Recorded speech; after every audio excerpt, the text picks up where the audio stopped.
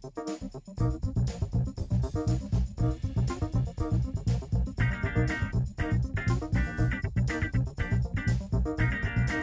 there folks, welcome to the channel. My name's Brendan and today I'm going to show you guys how I set up this Kingcamp vehicle awning. If you're an overlander or a camper, or maybe you're just someone who likes to get outside and not get burned by the sun, this is a great alternative to having something permanently mounted to your roof rack or the roof of your car. I'm also going to show you some modifications that I've done to the product to make it a little bit easier to use, and we'll go over some pros and cons about this particular awning that I think you might find useful if you're in the market for an awning yourself. So why was I interested in this thing in the first place? I liked it because it was modular, meaning I could move it from one side of the car to the other. Something like an ARB awning or a Yakima awning is just mounted to one side and then it's just there. And I liked that I could move this. I also liked that this was domed like a tent instead of flat. Being a tall dude, I appreciate the extra headroom. This thing is cheaper than most options that I've seen out on the market. From Kingcamp, it costs 94 bucks. Sure, a tarp is cheaper, and I've tried that, and it was more hassle to put up than it's worth, especially when I'm out camping on my own. I saw the potential to use this Kingcamp like a moonshade, but for cheaper. Ever since I started looking for awnings online, I've been targeted by Moonshade, whose awning looks remarkably similar to this one, but is priced at around $300. Their design relies on either suction cups or magnets to attach the awning to the car, and I saw that and decided to emulate it, if you will. If someone at Moonshade sees this video and wants to send me one of those to test out, that would be awesome. Alright, so how do you set this thing up? If you've ever put a standard ground tent together, this really shouldn't be that difficult. Here's all the stuff that comes in the bag. You got your awning, you got your tent poles that cross it, you got your poles that are supposed to hold it up, but those are garbage and you're going to throw those away. You got some guy lines, you got some bungee cords, and you got some stakes that you're going to break immediately when you pound them into the ground that you're going to replace later with better stakes. So here's where some experience with setting up a ground tent will come in handy. You take the longer poles and you tuck them into the anchor points in the corner of the awning. Then you clip them into the yellow clips that run diagonally across the awning so that you've created a nice dome shape. Then there's a third little pole that helps the dome retain its domeliness.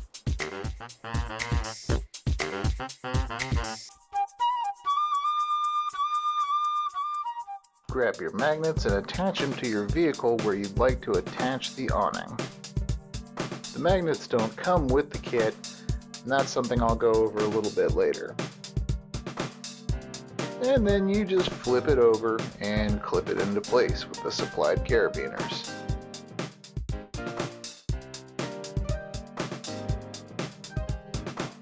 So next we're going to put in the poles and the guy lines. First, you're going to throw away the poles that come with this thing because they're absolute trash, and get yourself some better ones like these green elephant tent poles, which are way superior.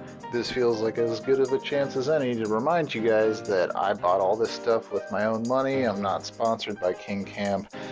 This is just a piece of gear that I own, that I like, and that every time I set it up somewhere, at least two dudes stop by and are like, "Oh, hey, what's going on with this awning?" So I thought I'd just make a video about it. That being said, if you want to buy any of the stuff you've seen in this video today, there will be some links in the description below, and those will be affiliate links, and when you buy something there, it will help out the channel a little bit. So where were we? Then you're gonna put in your guy lines. I like to leave them at a generous length first, but pound them into the ground before I raise up the poles, because that way you can adjust the tension without having the whole thing fly away if a slight breeze happens to come upon you while you're setting this up by yourself. This thing does kind of become an umbrella, so having an extra set of hands when you're setting it up is helpful, but obviously, as you can see here, you can set it up by yourself, no problem.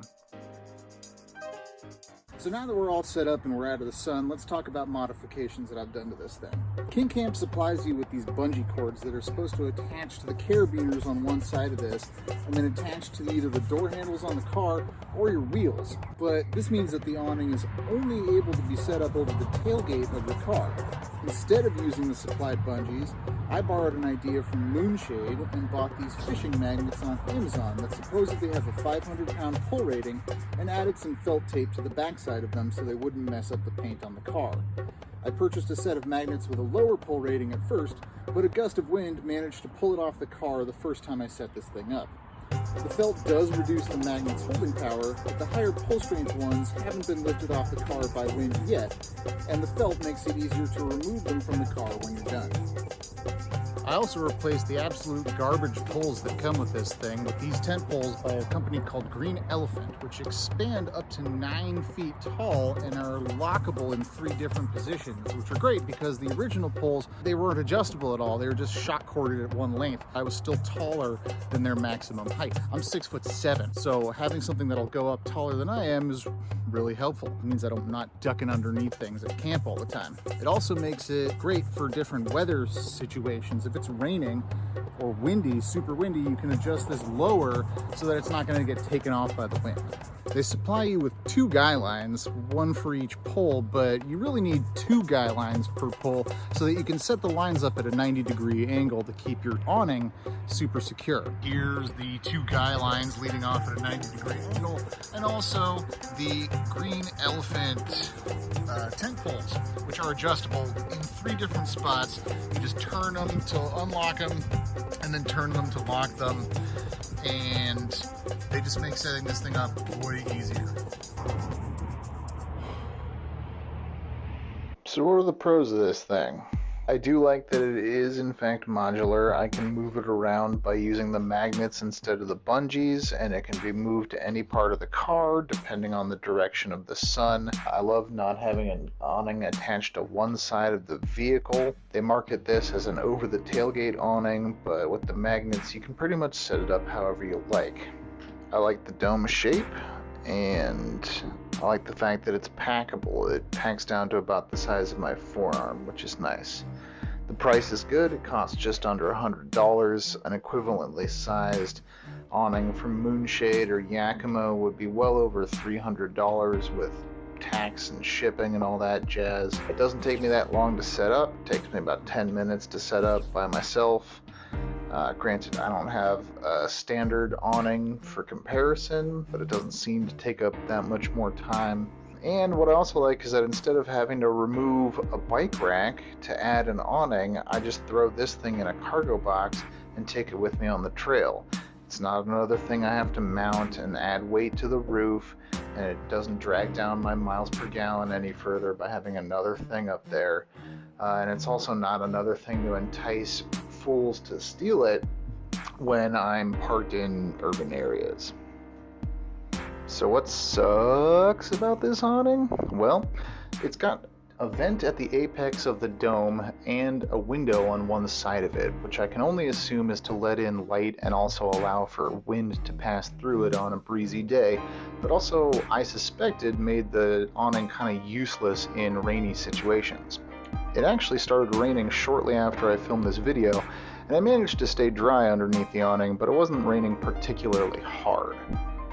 The material that the awning is made out of doesn't seem to be super heavy duty. It feels very much like a rain fly for a normal tent, which is great because it makes the awning very packable and easy to maneuver, but it also gives me concerns about durability in the long term. Another thing about this awning that displeases me that I've already mentioned several times is that the poles and the stakes they include with this are terrible, and you're gonna throw them away and get different ones. I really wish outdoor gear companies would include stakes and poles with their gear that are going to work and last for quite some time, instead of cheaping out and giving you the most basic possible option that you're going to eventually have to upgrade later. While the awning is light and modular, I could see how if you were on a multi-day trip and changing camp every day, that having to pull this out of a box and set it up and then take it down day after day would be a pain, and that perhaps a mounted one would be less hassle. Because I don't have any experience with a standard style of awning, I don't really know. So, if you have one, and you love it, or you hate it, let me know in the comments. And that just about does it for this setup and review of the Kingcamp vehicle awning. If you found this helpful, do me a favor and go ahead and squish that like button so that the algorithm can show this video to more people who might find it useful like yourselves. If you'd like to see more videos, go ahead and subscribe for more gear reviews and camping content in the future. My name's Brendan, this is Fred, and we'll see you next time. Take it easy.